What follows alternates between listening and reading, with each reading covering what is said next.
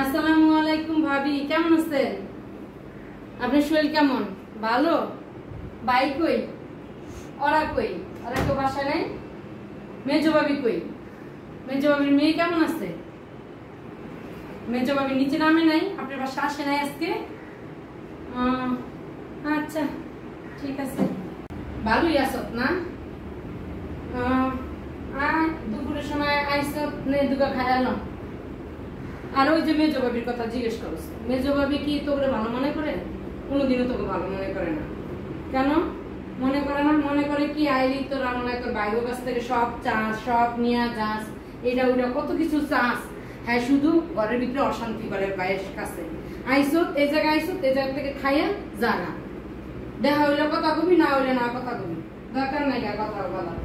ঠিক আছে, হাত মুখ ধুয়ে আসো, যাও হাত মুখ ধুয়ে আইসা ভাত খেতে বসো, তাড়াতাড়ি আসো। আর দুপুরে খাওয়ানোর সময় হয়েছে, দাদা হাত মুখ ধো, তাড়াতাড়ি আসো, হাত মুখ ধুয়ে আসো তাড়াতাড়ি, আইসা খাইতে বসো, সবাই মিললাম ভাত খাই একসাথে।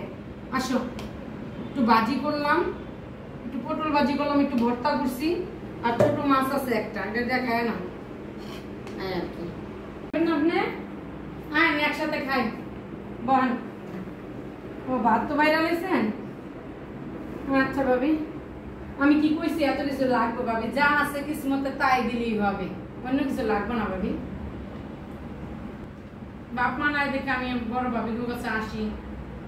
আমরা কি কোনো সময় মেজো ভাবির কাছে কিছু চাইছি? কোনোদিন কিছু দাবি করছি? মনে চাইলে ভাই যা দিব এতে আলহামদুলিল্লাহ, আমরা অত আমাকে চাহিদা নাই ভাবি। আপনার একটা হাসি মুখে কথা কন, এটাই আমরা খুশি। কেমন আছেন? কখন আইছেন? ও এখন আইছেন? তাহলে চলেন আমার বাসায়, চলেন চলেন, আইছেন চলেন চলেন ভাবি।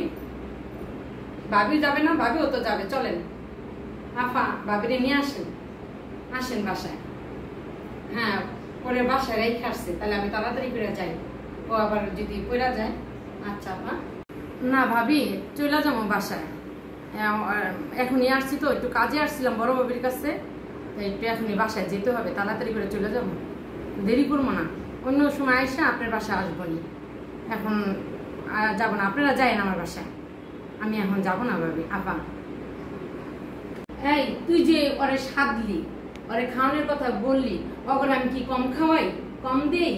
ওরা যে কত কথা ভাই বোন নামে বলতে পারিস, তুই নন্দন চিনস, তোর নন্দের তোরা চিনস, তুই চিনস? হ্যাঁ, তোর নন্দে কত কথা কইছে, এত কথা কইছে, আবার কেমনে তুই সাদস যে আপা আসেন আমার বাসায় আসেন, কেমনে সাদস? হ্যাঁ, কত কথা দি তোর নামে কয়ে গেল, তুই মা করে চিনস? আমি এবারে ছোট থেকে চিনি। এরা কি মানুষ, একটা জিনিস খাইতে পারি না, একটা জিনিস কিনতে পারি না, একটা জিনিস পড়তে পারি না, নন্দে গো জ্বালায়। নন্দেরা এত খারাপ করছে, যেমন দেওর দিয়ে জ্বালাইছে এমনি নন্দী দিয়ে জ্বালাইছে। কোনো কিছু কইতে পারি না তোর বাড়ির কাছে যে আমার একটা জিনিস লাগবে, একটা জিনিস খাইতে মন চায়। শাশুড়ি কোনো খাইতে দিচ্ছে? শাশুড়ি তো মাইয়া পক্ষে ছিল সবসময়, শাশুড়িরা কোনো সময় বোর পক্ষে থাক না। তুই তো আপা আসেন, আপা আসেন। আপারা কেমন, আমি আমার চেয়ে ভালো তোমরা চিনো না, আমি সবার আগে আইছি এই বাড়িতে।